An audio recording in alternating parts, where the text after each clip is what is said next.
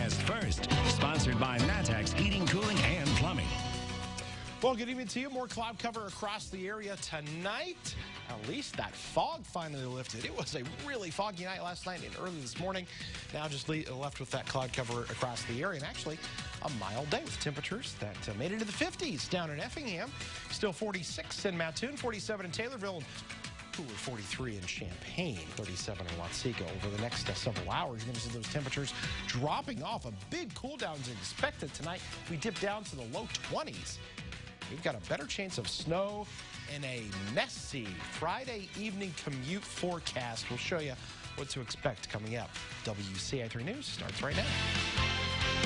Now from WCIA 3 News. There's a really high demand for almost any type of position. It may be good news for hundreds who'll be losing their jobs after a plant announced its closing.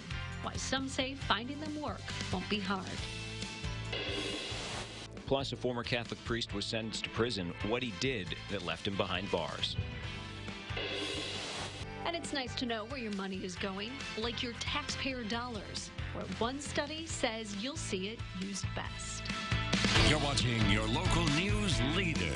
This is WCIA 3 News at 5. It's obviously going to have an impact on our community. Hundreds of employees in Mattoon will need a new place to work, and staffing agencies are reminding people there are jobs available. Good evening, I'm Paul Cicchini. And I'm Jennifer Roscoe. LSC Communications announced yesterday they are closing their Mattoon plant. Now, city officials and organizations in Coles County are trying to help them find new jobs. WCIA 3's Jamie Mays is live in our newsroom tonight. So, Jamie, what's being done?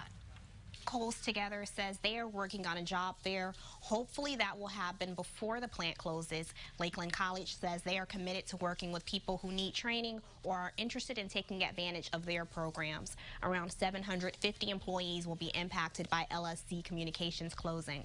The facility is expected to close by July. Lakeland College is working with organizations like Coles Together and city officials to help those affected. The president of Lakeland College says they are ready to help. Lakeland has a lot of resources available to those who are impacted by the LSC closure.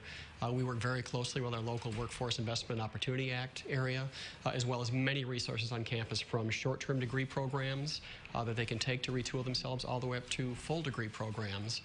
I also spoke with the staffing agency in Mattoon. They said right now they have dozens of jobs in their system, and there are many more throughout Coles County.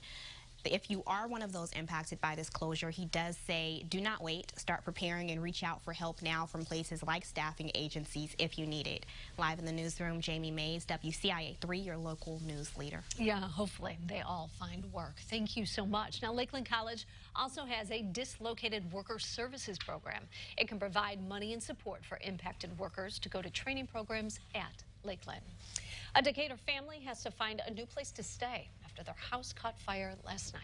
It happened on Green Street and University Avenue around 8. No one was inside when it happened. The homeowner and the people renting the place didn't have insurance. WCIA 3's Courtney Bunting is here now. So, Courtney, how did the fire start?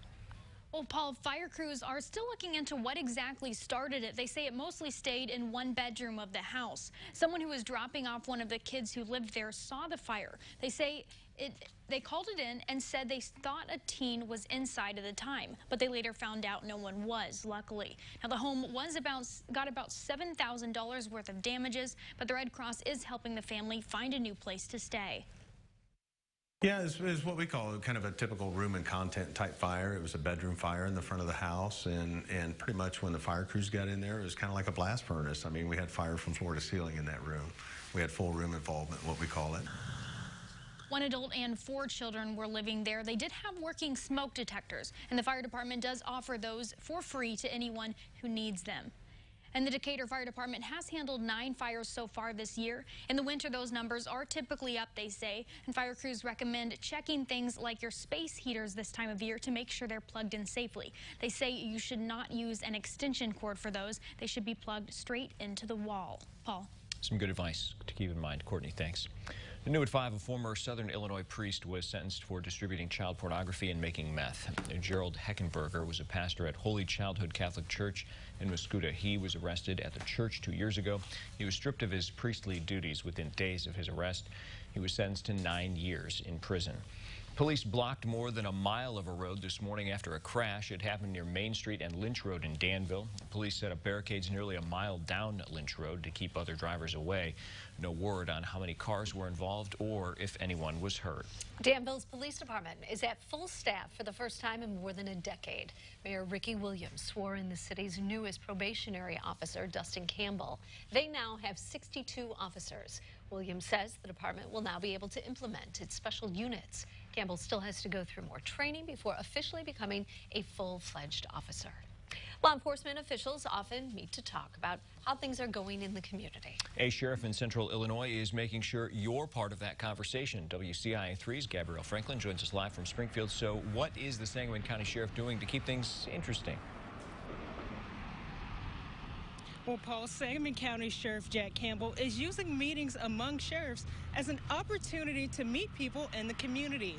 On a bi-monthly basis, sheriffs from every city, village, and town in the county meet to talk about the business of law enforcement. Now, in the past, the meetings have been held at the county complex, but when Campbell took office, he decided to use the meetings as an opportunity to go out into the community.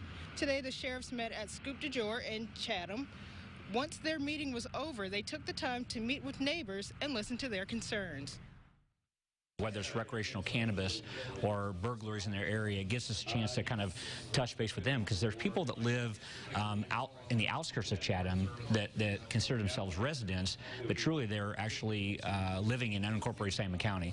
So they're really people we serve anyway, so it gives us a chance to be here to answer the questions for them. Now, Campbell says the meetings in the community are a part of a promise he made during his campaign. Now, Campbell says the next meeting will take place in Pleasant Plains, and that's coming up in May. Paul and Jennifer. All right, Gabrielle, thanks. YMCA won't be open all day tomorrow, who the people who work there will be remembering.